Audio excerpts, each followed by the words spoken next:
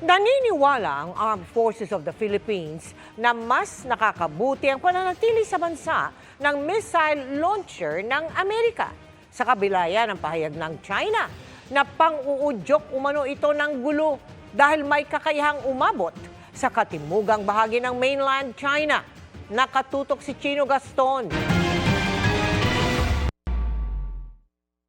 Sa isang paliparan sa Ilocos Norte, nakapwesto ang isang missile system ng Amerika, ang Typhoon Mid-Range Capability o MRC missile launcher ng US. Dinala sa Pilipinas noong US-Philippine Balikatan Exercises noong Abril at hindi na inalis ng Pilipinas. Ang pananatili ng Typhoon launcher sa Luzon at sunod-sunod na pagbili ng barko, eroplano at iba pang armas ng Pilipinas, inalmahan ng China. Tinawag ng China ng pang-uudyok ng gulo at ugat daw ng arms race sa rehiyon.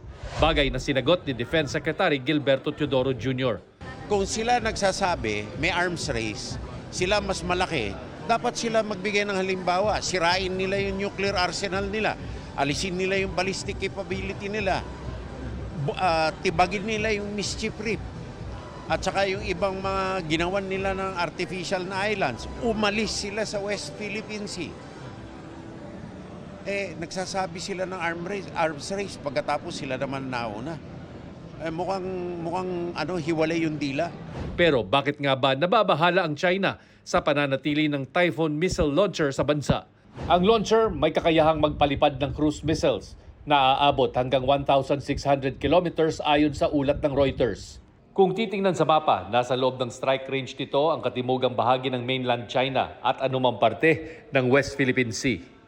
Para kay AFP Chief General Romeo Bronner, mas nakabubuti sa bansa na manatili ang missile launcher dito.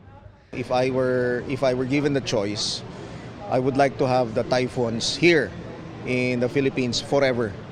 No? Dahil kailangan natin yan para sa depensa natin. Binanggit natin yung intention natin na kung pwede ay manatili yung Typhoons dito sa Pilipinas. And how did the US respond, sir, in well, expressing their intention? wala pa. We're still waiting for their response. Sa ulat ng Reuters, ayon sa isang senior government official, wala pa raw plano ang Amerika na i-pull out ang mga ito.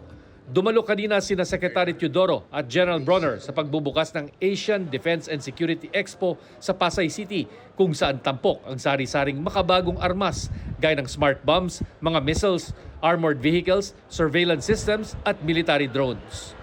This logistics UAV can carry 50 kgs, can be used for delivery inland and on ship as well.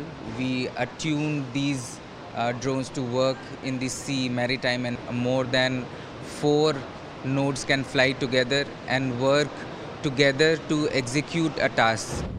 Hindi raw arms race o paramihan ng armas ang pakay ng Pilipinas sa patuloy na pagbili ng karagdagang military equipment gaya ng mga fighter jets tulad nito, kundi para magkaroon lamang ng sapat na kakayahan para idepensa ang sarili sa lupa man, karagatan o himpapawid. Para sa GMA Integrated News, Chino Gaston, nakatutok, 24 oras.